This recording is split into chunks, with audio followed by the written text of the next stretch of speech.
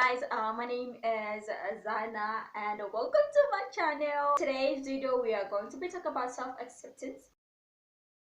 So if it's your first time here, can you please like, subscribe and turn on the notification below so that you can be notified every time I post a new video. Let me grab some tea before we get to it. Okay, so self-acceptance is individual satisfaction or happiness with oneself.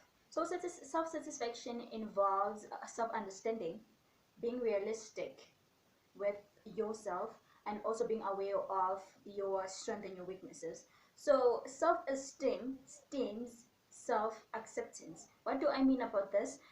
I'm saying you need to accept who you are.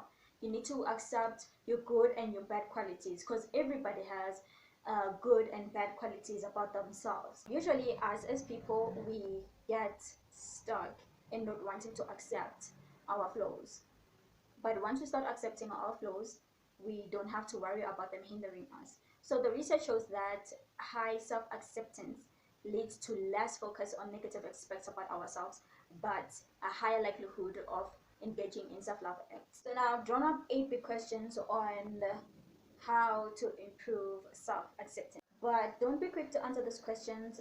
Take your time, take a deep breath, and think about where you are right now in your life. Analyze the space you are in, analyze where you've been, analyze what is happening around you before you can answer this question. You should ask yourself, do you like who you are?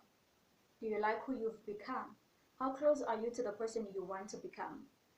What are your dynamics with the people you hang out the most, that you are mostly around? What is one of your defining qualities? What is one of your best qualities? What would your friends say about you? The last one will be, does all of these answers that you have drawn out align with what other people have to say about you, especially the people you're always around with or your friends? I have drawn up 10 aspects to jumpstart your self-acceptance journey. So the first thing is be kind to yourself. So knowing that no one judges you more than you judge yourself, it gives you understand your worst enemy or your best friend. So you can start by developing self-patience, being patient with yourself. Write down unique things about you, things that you like about yourself, like for instance your hair. So you can just say, I love my hair and I look more prettier with my hair. Second thing is confront your fears. We all have fears, past emotions that we are afraid to face, and could also be things that we are afraid to do in this present time and our present life. So what you can do is write down all of your fears and try to take baby steps in trying to fix them, right? In trying to understand why they are not so scary. The third thing is accepting the past.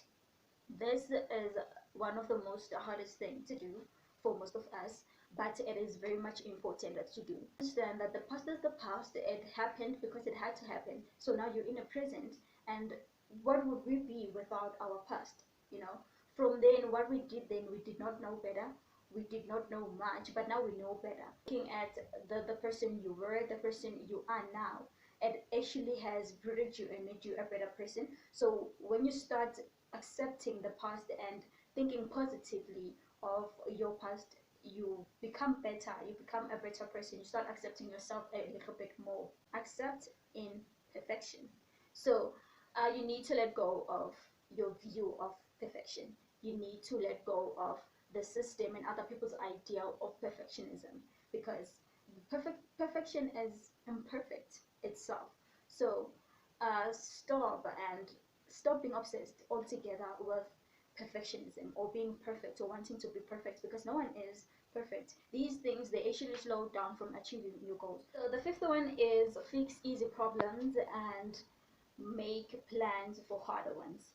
So with this I mean, if you see that you don't like how your hair is, how it looks, you can just try to find somebody to braid your hair or buy a weave or anything that you would like to fix yourself. Those are the small problems that you can fix. before heading to the bigger problems that you can fix about yourself. So yeah, and could be either whether you have a short temper, whether you always complain.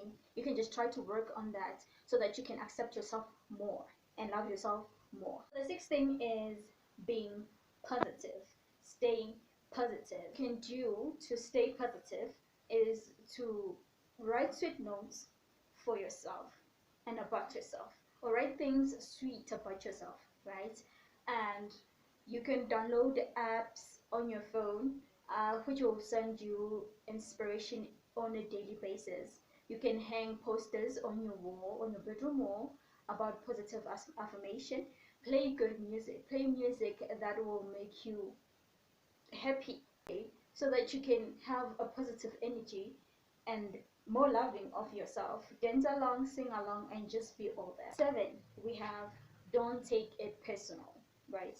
So if something was said and you felt offended by them, stop, take a minute, and try to understand why you were offended by it. Because sometimes it's the truth in it, and sometimes people say it tries to bring us down. But what I can say is, don't assume what the other person was trying to say, but ask what the person was saying. Also, don't get defensive about something that you have internalized. So, in number 8, we have forgive, right? So, we cannot, first and foremost, we cannot grow without having to forgive. So, try to forgive yourself of what you've put yourself through, of what has happened to you, and try to forgive people who have said and hurt you in the past. Try to forgive things that you cannot change, and just be a forgiving person so that you can have peace within yourself. 9, we have a believe in yourself, right? So you need to believe that you can achieve anything that you put your mind to, that you want to achieve, because you can achieve them, right? There is no limitations to anything that you can do. Daydream about your success, write down your goals, whether it's short-term goals or long-term goals, and analyze how you are going to be achieving those goals, right? And remember that you've been through the worst things, and there's nothing that can stop you now. Do not give up no matter what, not by any means or whatsoever. Life has its own time. Your life has its own different time frame. Other people's life has a different time frame. So do not compare yourself to other people's time frame, because you are created significantly and differently.